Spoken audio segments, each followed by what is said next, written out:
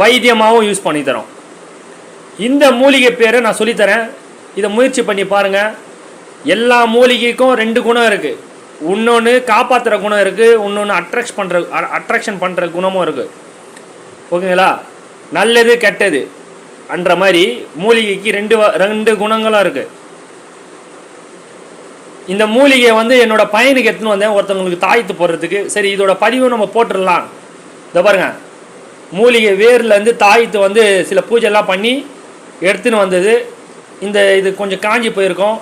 அதனால் வந்து மூலிகை வந்து காஞ்சி போன மூலிகை வந்து வாய்க்கு வந்ததெல்லாம் சொல்கிறீங்க அப்படின்லாம் கிடையாது. இந்த மூலிகை எப்படி செயல்படும் அப்படின்னு கேட்டிங்கன்னா, வெறும் பணத்துக்கு மட்டும்தான் இது வசியமாகும். பண தட்டுப்பாடு, பணத்தை ஈக்கும், அதிர்ஷ்டத்தை எடுத்துன்னு வரும். இந்த 2 விஷயந்தான் இந்த பொருள், இந்த மூலிகை பண்ணோம். அடுத்தது இன்னொன்று பண்ணோம் வைத்தியத்தில். யாருக்குன்னா அடிபட்டுச்சுன்னா அந்த இடத்துல இந்த மூலிகையை வந்து கசிக்க அந்த இடத்துல வச்சிங்கன்னா அந்த தழும்பே தெரியாது.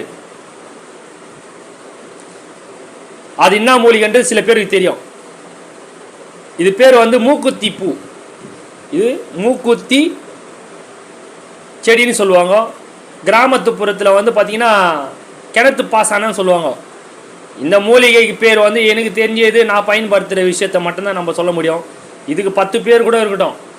இந்த மூலிகை என்ன பண்ணோன்னா பண ஈர்ப்பை கொடுக்கும், அடிப்பட்ட காயத்தை சரி பண்ணும், வசீகரத்தை ஏற்படுத்தி தரும், அதிர்ஷ்டம். வைத்தியத்துக்கு நம்ம போக தேவையில்லை.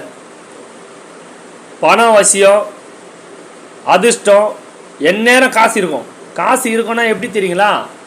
கோடீஸ்வரனா ஆகிட முடியுமா இது வச்சவனே? அம்பானிக்கு தம்பி ஆகிட முடியுமா? அப்படி கிடையாது. நம்மளுக்கு மாதம் சம்பளம் இருக்கிறவங்க இருப்பாங்க, வட்டிக்கு கொடுக்குறவங்க இருப்பீங்க, கடன் கட்டுறதுக்கு வந்து காசு வந்தால் நல்லாயிருக்கும்னு நினைப்பீங்க, தொழில் பண்ணுறீங்க, அதில் கஸ்டமர் அதிகமாக வரணும்னு நினச்சா பணம் வரணும். பண ஈர்ப்பு வசியத்தை வந்து லக்ஷ்மி கடாச்சாரத்தை தரும் இந்த பொருள். எல்லா அனுபவம் தான். மையிக்கு